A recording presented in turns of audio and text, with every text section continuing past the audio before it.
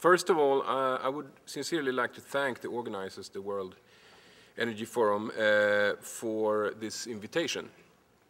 It is an important initiative in many respects, and I am sincerely pleased to share some ideas about energy and climate change on behalf of the European Union.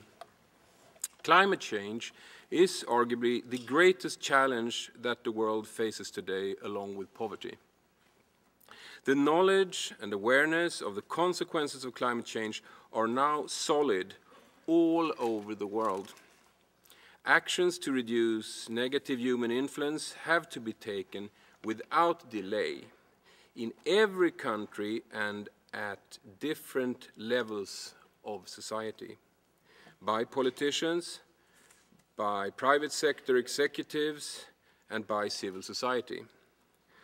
Markets for low-carbon, clean and efficient products and technologies hold, in our view, a vast potential for growth and prosperity. The economic recession has squeezed many economies and put very many individuals out of employment. There are people who say that the financial crisis is an obstacle to environmental achievements. But I firmly believe this view to be mistaken. The Stern report clearly establishes that it is impossible to develop our economies without firm action on climate and environment.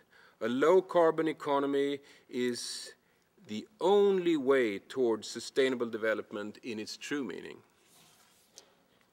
Renewable energies, together with energy efficiency, are key elements in the supply of sustainable energy and combating climate change. Renewable energy such as hydropower and biomass, wind and solar holds vast potential to supply a considerable part of energy in many countries and can also increase the security of energy supply. Access to sustainable energy brings economic growth and increases the quality of life for many millions of people in developing countries.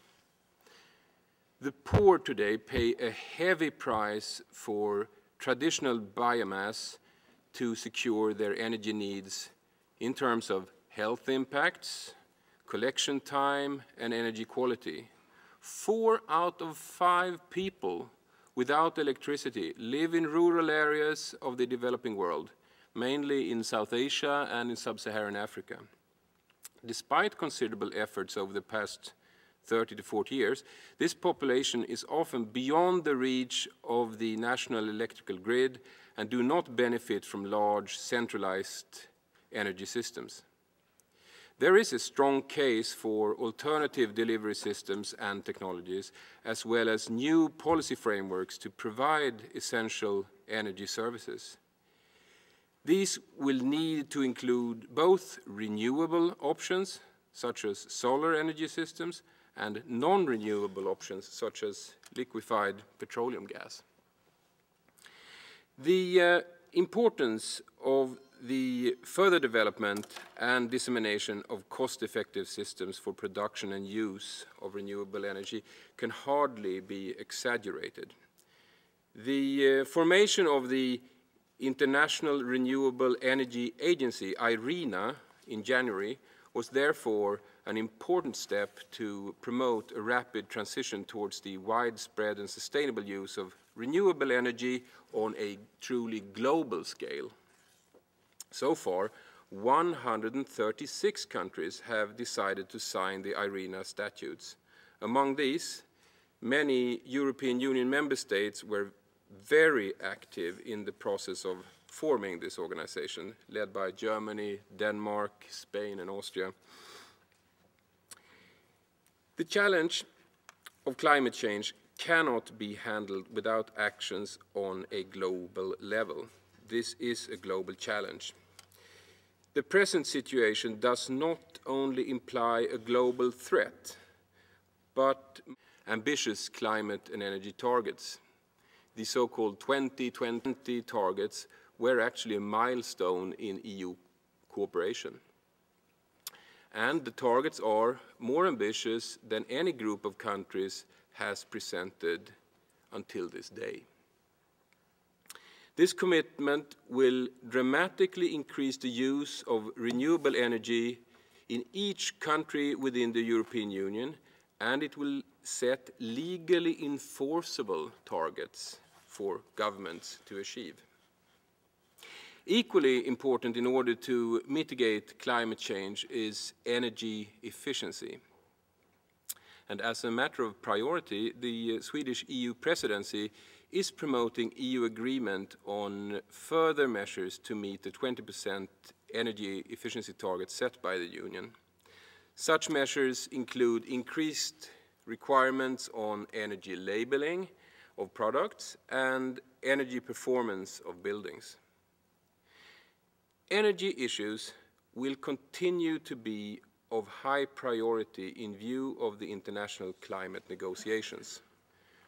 Renewable and carbon-free energy technologies play an important role in reaching sustainable energy consumption in Europe and all around the globe.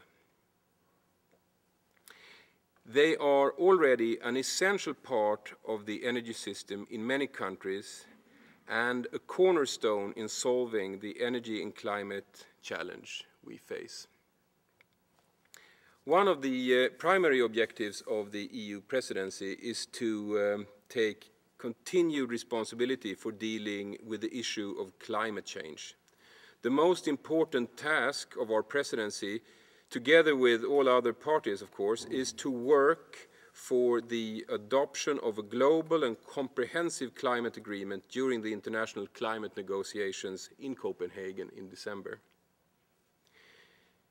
The time is ripe for bold political leadership. We need an agreement that includes all nations and enables us to control global warming. We need to set in motion initiatives, incentives that unleashes the forces of low carbon growth for sustainable development. Once again, to conclude, I thank the World Energy Forum for organizing this conference. It promises to generate many interesting and fruitful discussions on how to increase the use of sustainable energy.